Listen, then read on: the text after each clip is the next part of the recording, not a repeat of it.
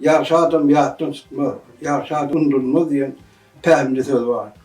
Näşe bunun çok undurmacak yaşadımdan bilen bizim Üstad Bakşy'ymyz. Üstad sağdan namız merhum Ballı Hacı oğlunu yatlamak makul bil.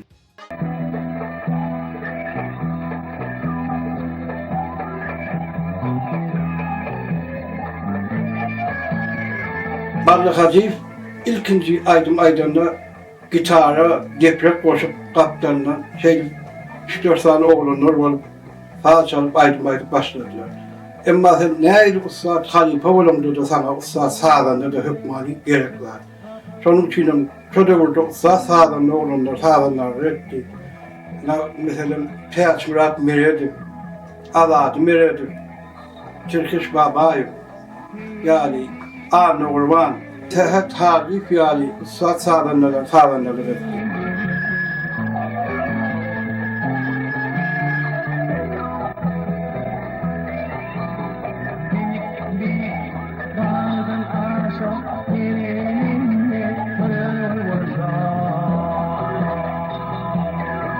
Ballı Hacı 78. 79. yıllarda ilkinci kadar Türkmen televizyonunda saat çıkış etti.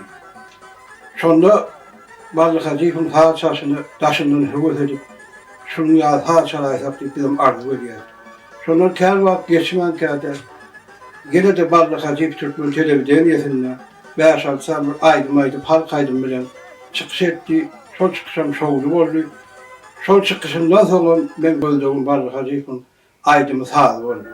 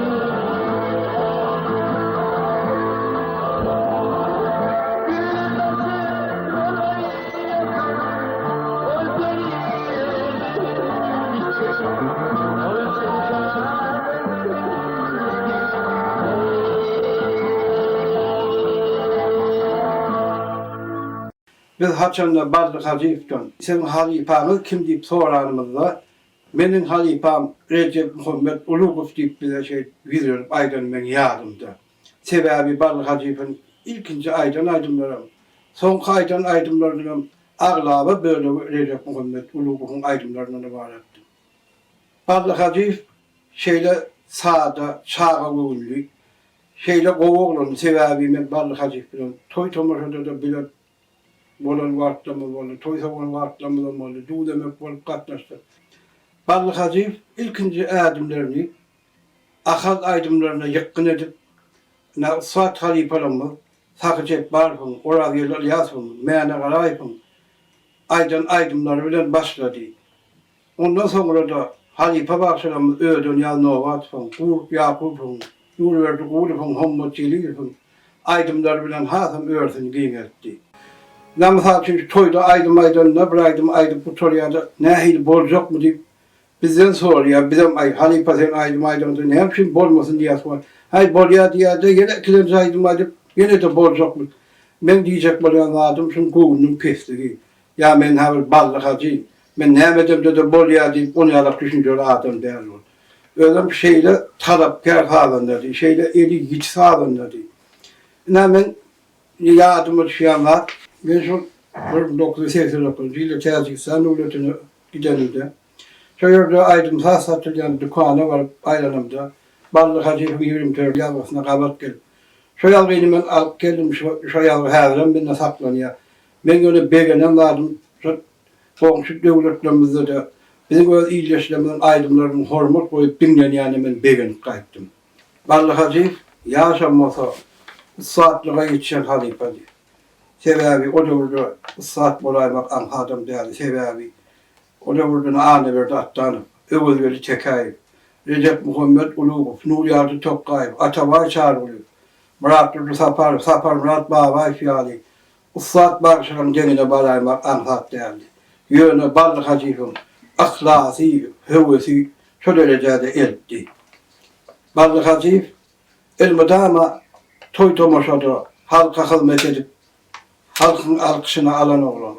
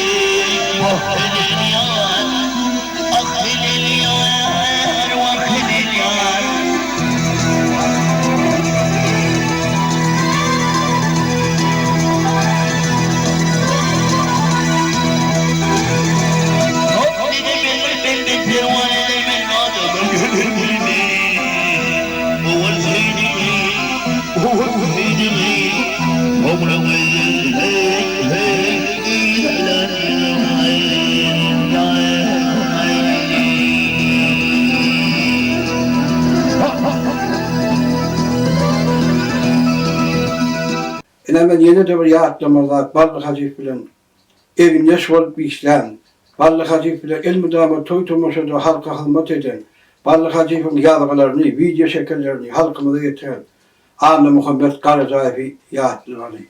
Sebebi Anı Muhammed Karacayev, Ballık Hacı filan, el müdama himayet verip, el müdama Ballık Hacı filan, dua demek olan oğlan.